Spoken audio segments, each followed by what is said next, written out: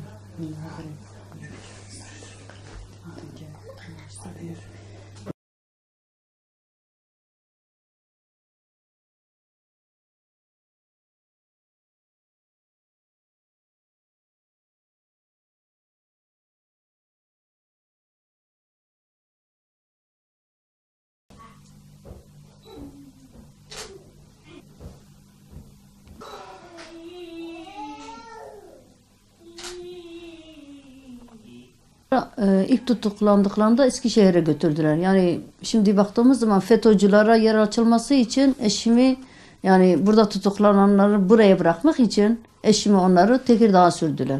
Ama hatırlıyorum biz eşim onlar tutuklandıklarında 13 gün onlardan hiç haber alamadık. Ne nerede olduklarını, ne başına ne geldi, ne oldu hiç haber alamadık onlardan.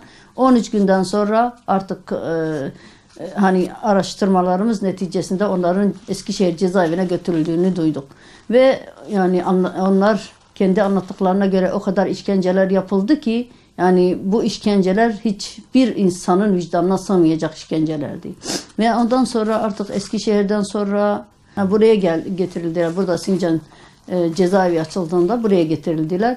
Burada birkaç yıl bırakıldıktan sonra bu defa Kırıkkale'ye gönderildiler. Kırıkkale'den sonra Bursa'ya gönderildiler. Bursa'dan sonra yine buraya Sincan cezaevine getirildiler.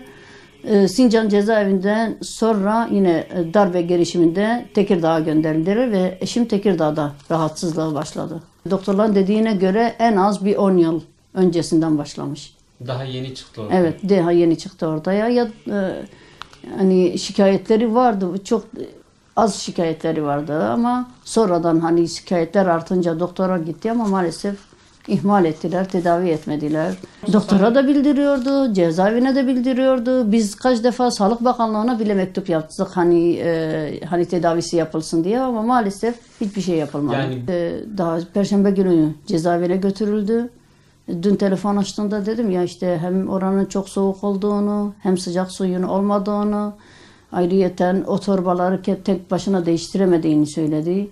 Yani bir de yanında kalan da yaşlı babası, o da 70-75 yaşında ve Parkinson başlangıcı olan bir insan ve ondan dolayı da elleri titrediğinden dolayı o kendi ihtiyaçlarını bile zor görür ya da göremeyecek durumda ama maalesef adli tıp ikisine de şey vermedi.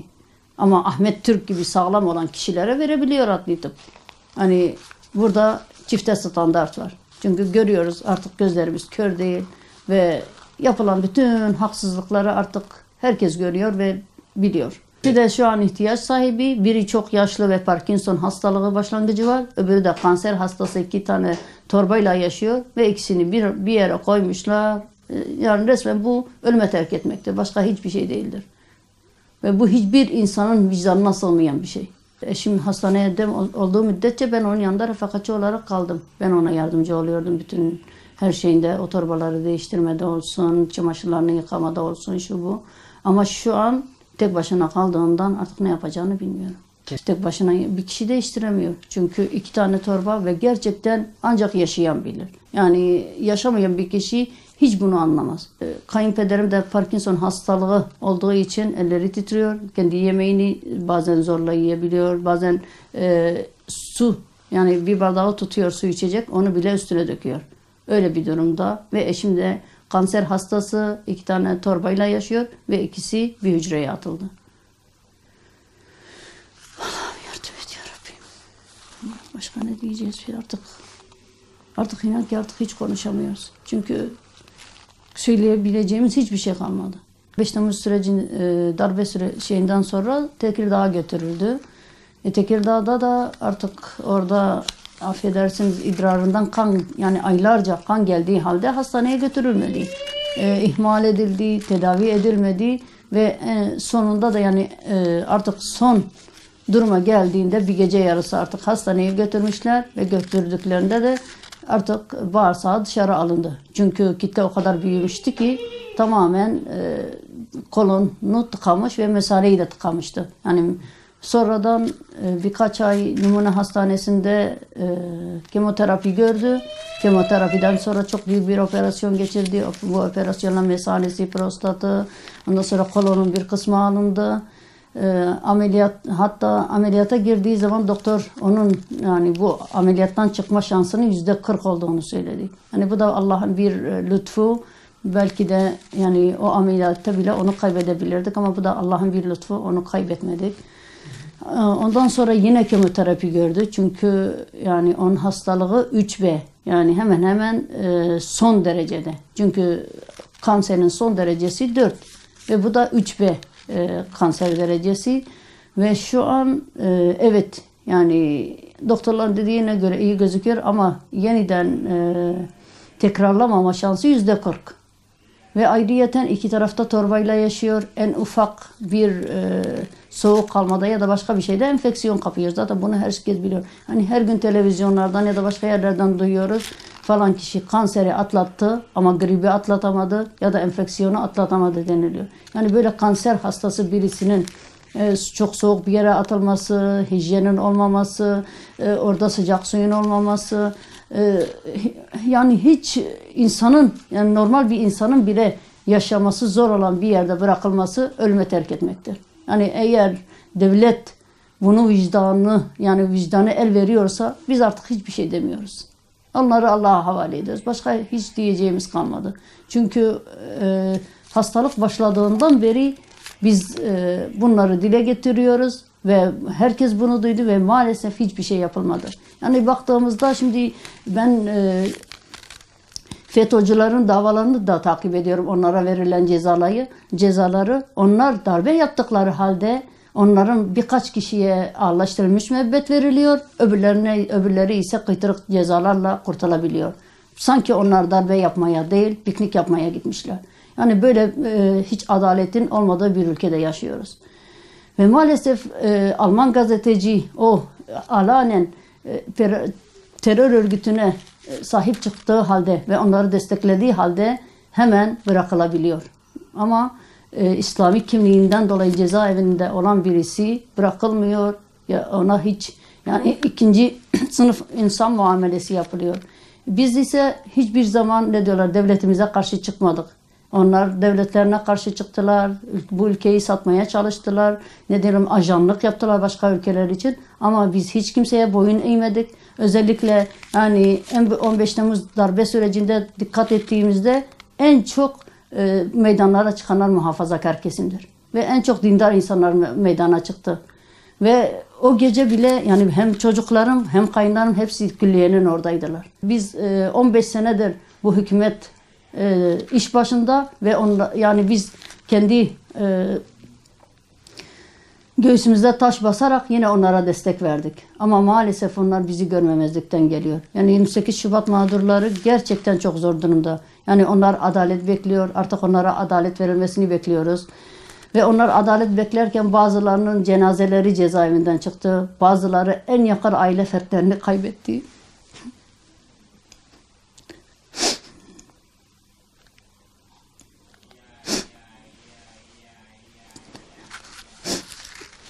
Ya bir tane daha cenaze çıksın istemiyoruz Allah rızası için. Yani biz suçlu değiliz. Yeniden yargılama istiyoruz. Çünkü eşim avukata hazır olmadığı halde cezası verildi. İşkencelerle yapılan şeyler onlara kabul ettirildi. Ayrıyeten şu an çok ağır hasta ve yeniden yargılanmasını ya da belki ömrü yetmeyecek buna Cumhurbaşkanı affını istiyor.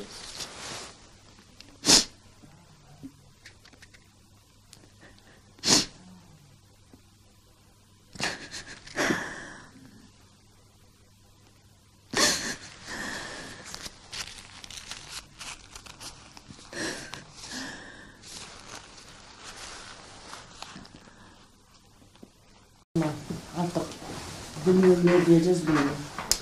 Bir gece içinde hepsini toplamışlar, götürmüşler. İşkencenin altına bıraktılar. Belki 13-14 gün bıraktılar. Şeyhimiz o kadar hastaydı. Yani ikisi diyeceksin. Belki bunlar 2-3 ay yemek yemediler. Diyor geldiğinden beri bir hafta diyor bize içme su vermemişler. Dedi su vermediler, kantin yoktur vermediler.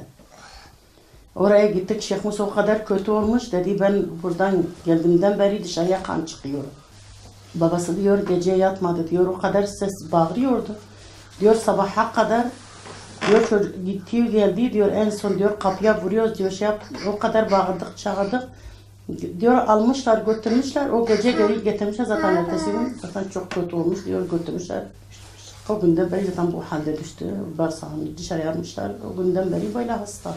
Biz 3 gün üst üste adliye gittik. Ha bugün dedi hastaneden çıkartmışlar. Daha kendinde değildi. Almadılar. Yarın gelin. Sabah yine gittik savcılığa kağıt aldık. Yine bizi dedi işte bugün konuşamıyor biliyorum ne yürüyemiyor yarın gelin. Biz ertesi gün gittik. Arabanın içinde almışlar götürmüşler bize göstermediler. 3 gün üst üste ben kız kardeşim bizim büyük oğlan gittik bize göstermediler. En son bir hafta geçtik biz gittik onu görmeye. Ta 18-19 sene oldu. Benim Allah bizi hakkımızı bırakmasın. Onların hakları da bırakmasın bu fatvalara yani onların yüzünde bizimkiler bu hale düştüler. Eskiden 1 saat veriyordular. Hepimizi beraber alıyordular. Artık beraber almıyorlar. Yani yarım saat veriyorlar. O da tek tek alıyorlar. Abdest alıyorum namazımı kılıyorum. Diyor ki sıfıra masa örtüsü diyor benim namazımın altına koyuyorum. Namaz kılana kadar diyor bu ayaklarım donuyor. Diyor buz gibi. Yani bilmiyorum Allah yardım etsin. Yani gerçekten çok mağdurdurlar. Çok perişan olmuşlar orada. Ha ömürleri geçti. Benim tutuklandığı zaman benim küçük oğlan daha 5-6 yaşındaydı. Ha şimdi 26-27 yaşında. Hep şimdi zaten devlet hesaplarına gelse yapıyorlar. Cezaevine gidiyoruz. Hesaplarına geldiği zaman diyor bugün görüş var. Hesaplarına gelmediği zaman geçen gittik biz biraz tartıştık yine. Diyor sizin görüşünüz yoktur. Sizin özel güller görüşünüz yok. Nasıl siz ağırlaştırılmış siz bu özel gülleri diyorsun açık görüşünüz vardır. Hani geçen zaten dedi onu adli tıbba götürecekler. Zaten bir yere götürmüşler. İkisi götürmüşler bir yere. Şeyhimizi geçen yine götürmüşler. Hani şey yapmamışlar yine. Mesela buradaki doktorlar sanki veriyorlar bu raporu. O adli tıp vermediler. Geçen biz onun yanına gittik kapalı görüşe dedi beni götürecekler. Ne zaman götürecekler bilmiyoruz. Zaten diyor beni götürüyorlar götürene kadar ha böyle diyor bizi.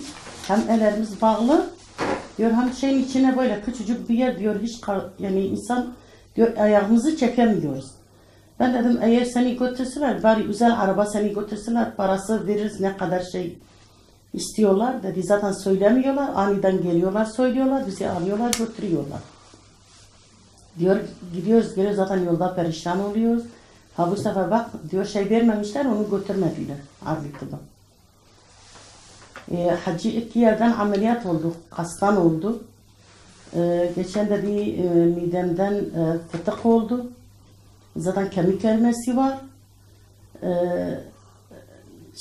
Şeker bir şey daha onun yani bu hepatit biliyorum ne onda var. Yani her türlü hasta onlarda çıktı. Gece gündüz operasyonun üstüne ne olacak? Hiçbir şey yoktur. Geçen dedim bari kendine bir tane battaniye yatağını battaniyesi al dedim üstüne namaz kıl. Vallahi diyor namaz kılana kadar bu bacaklarım sanki buradan aşağıya kadar benim değildir. O diyor o da beni başka odaya koymuşlar. Zaten oda büyüktü. Diyor zaten yerde boş hiçbir şey yoktur. Yataktan başka hiçbir şey yok. Diyor geçen gün bazen yürüyorum diyor bu ayağıma bot giyiyor diyor. O kadar ayaklarım buz gibi oluyor. Ne bir şey vermiyorlar ne. Yani geçen diyor biz bir güneşte diyor biz bir çarşaf astık diyor geldiler çıkartmışlar bırakmadılar. Nasıl camın üstüne diyor o kadar sıcaktı. Diyor şeyi taktık bir perde koyduk diyor geldiler kırdiyalar çıkartmışlar. Yani her şeyden mağdurdular. Görüşlerden mağdur olmuşlar her şeyden. Mesela bakıyorsun normal o diğer mahkumlar bütün akrabaları görmeye gidiyorlar. Eş çocuklar başka hiç kimse gidemiyor. Şeyh Musa yanına gittik dedi işte amca çocuklar damatlar bilmiyorum ne gidecekler sonra da bir bu ağırlaştırılmış ona yasaktır kimse gelemiyor. Yine bunlar her şeyden mahrum oldular. Tamam yine ömürleri çürümüş orada valla. Artık ne diyeceğiz? Bunlar hep eziyetin içinde. Bakıyorsun her birisi 25 yıl oldu içeride bir suçu hiçbir şey yoktu. Mesela bunlar 19 seneye girmişler. Ne suç işlediler? Ne yaptılar? Allah'ın yolunda başka hiçbir şey yapmadılar. Ya 19 seneye girdiler, hala çekiyorlar. Eğer hesaplarına geldiği zaman bu fatvalar tutuklandı, bizimkiler aldılar, Tekirdağ'a kadar götürmüşler. Yani bu durumda hala hani bir beklentiniz var mı hükümetten? Yani beklentiniz var mı yoksa sadece artık biz Rabbimize artık Zaten Allah'tan başka hiçbir şey istemiyoruz valla. Allah var başka hiç yani sanki devlet ne yapacak? Hani bir şey yapıyor. Hesaplarına geldiği zaman yapıyor. Niye faturalara bu şeylere, bu hırsızlara, bu her şeye af veriyorlar, çıkartıyorlar. Hani bizimkiler 19 sene içeride hala genel af gelmedi. Çıkartmadılar. Bir şey yapmadılar onlara. Zaten içeri girebilmemiz 1,5-2 saate alıyor. Yarım saatlik bir zaman dilimi için. Şeyh Mus için ben 3 sefer özel savcıdan izin almak zorunda kaldım. Kardeşi olmama rağmen savcının kaleminin keyfi uygulamalarından dolayı 2 sefer reddedildi. 3. sefer bu sefer daha detaylı evrak istediler. Onu çıkarttıktan sonra ancak görüşebildim. Tekirdağ ilk hastalandığında ben gittim oraya. Yani Cüneyt'in görüntüleri var sizde zaten. Cüneyt'ten daha zayıf bir duruma düşmüştü. Yani 13-14 yaşındaki bir çocuğun durumuna düşmüştü. O hastalık o dereceye almıştı onu. Orada kapı aralığında görebildik. Zaten içeri almadılar bizi. Benle oğlu bir de hanımı gitmiştik Tekirdağ'a. Hanımını tek aldılar. O da 5 dakikalık o yalvar yakarlardan sonra içeri aldılar. Ondan sonra tekrar bizi yani o 5 dakikalık görüşten sonra Tekirdağ'dan çıktık geri Ankara'ya geldik. Bayağı uzun yani uğraşlardan sonra Ankara'ya getirildiler. Buradaki zaten hastane ve kurum arasındaki o yazışmadır, hastanın hastaneye gitmesidir. Bayağı bir sıkıntılardı. İlaçlar zamanında verilmiyor. Babamın keza aynı şekilde. En büyük sıkıntısı gazetenin verilmemesi. Gardiyanların keyfi uygulamasından dolayı Doğru Haber gazetesi verilmiyor. Bunu geçen hafta özellikle dile getirdi. Gardiyanın söylediği söz sizin gazeteniz artık iptal edilmiş. Çıkmıyor. Doğru Haber gazetesi verilmiyor. Böyle bir keyfi uygulamaları var gardiyanların. Zaten sesinizi çıkarttığınız gibi bu KHK'lardan dolayı, bu OHAL'dan dolayı devlet olsun, güvenlik kuvvetleri olsun istedikleri her türlü melaneti yapıyorlar.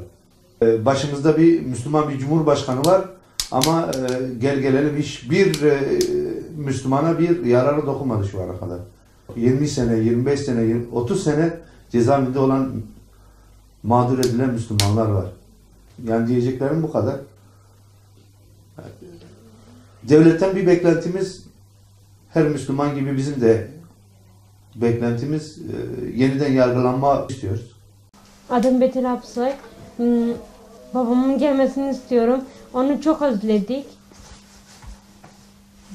Hiçbir yanımız olmadı onunla. Küçüklüğümüzden beri onu doğru düz gördüğümüz olmadı. Ki babam 19 yıldır cezaevinde.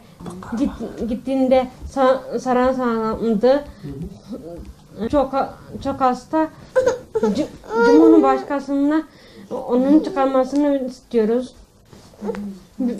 Ben Mahmut Alpsoy, Şemus Alpsoy'un oğluyum. Geçen sene, daha doğrusu bir sene önce falan bu FETÖ'cülerin Sincan cezaevine atılması sebebiyle Tekirdağ cezaevine sürgün edildi diyebilirim. Orada cezaevi şartlarının kötülüğü, işte oradaki gardiyanların sorumsuzluğu yüzünden babam bir hastalığa yakalandı. Hani kaç kere hastaneye götürmelerini söylemiş babam ama götürmemişler. İlk başta kanamalar falan başlamış. En sonunda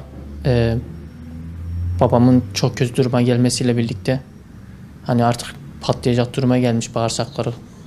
Bunu bir gece yarısı mecbur acile götürmüşler babamı. Yani bağırsaklarını dışarı aldılar o şekilde. Ondan sonra kanser teşhisi konuldu. Sonra bir şekilde Ankara'ya getirmeye çalıştık. Ankara'da Numune Hastanesi'nde tedavi görmeye başladı. Ağır bir ameliyat geçirdi. Bu ameliyattan çok şükür başarılı çıktı ama şu anda durumu biraz daha iyi gibi görünse de cezaevi şartlarına uygun değil.